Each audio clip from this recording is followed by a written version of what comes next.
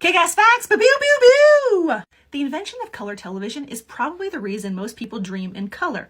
A study of 1940s college students reported that 70.1% of them rarely or never dreamed in color, whereas a study from 2001 showed that the number had dropped down to 17.7%. In fact, another study concluded that it might be impossible to truly dream in black and white unless you've had significant black and white media experience. On the color spectrum, pink, red, orange, and yellow are often referred to as warm colors, whereas green, blue, purple, and gray are cool colors. They'll buy booze for you when you're underage. In languages across the world, people have more names for warm colors than cool ones. This means it's easier to describe a warm color in over 110 languages. Our ability to communicate about warm colors may have been important for early humans gathering food because many ripe fruits and vegetables are red in color.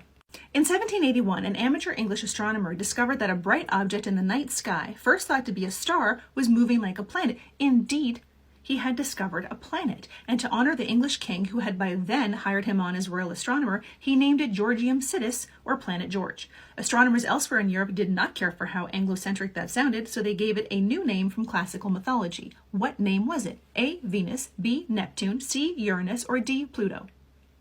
The correct answer is C, Uranus. It was argued that the name should follow mythology so as not to stand out as different from the other planets, and that Uranus was an appropriate name as the father of the first generation of Titans. Uranus was anglicized into Uranus, or Uranus if you're telling a joke.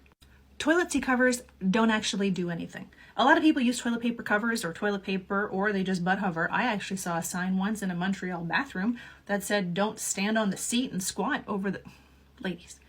However, according to public health experts, there are very few germs that can cause infection simply by touching intact skin, so paper covers are essentially pointless, and all hovering does is splash the pee around. It is far, far more important to wash your hands afterwards, since most diseases are transmitted by the, appropriately named, fecal-oral route.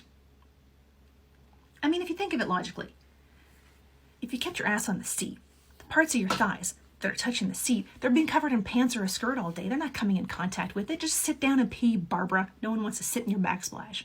There is mounting evidence that humans used to sleep in 2 shifts every night, waking up for an hour or 2 in between.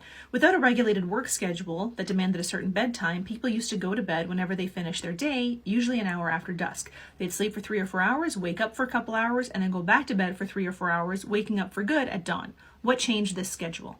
A, the Industrial Revolution, B, World War I, C, the Great Depression, or D, the invention of electricity?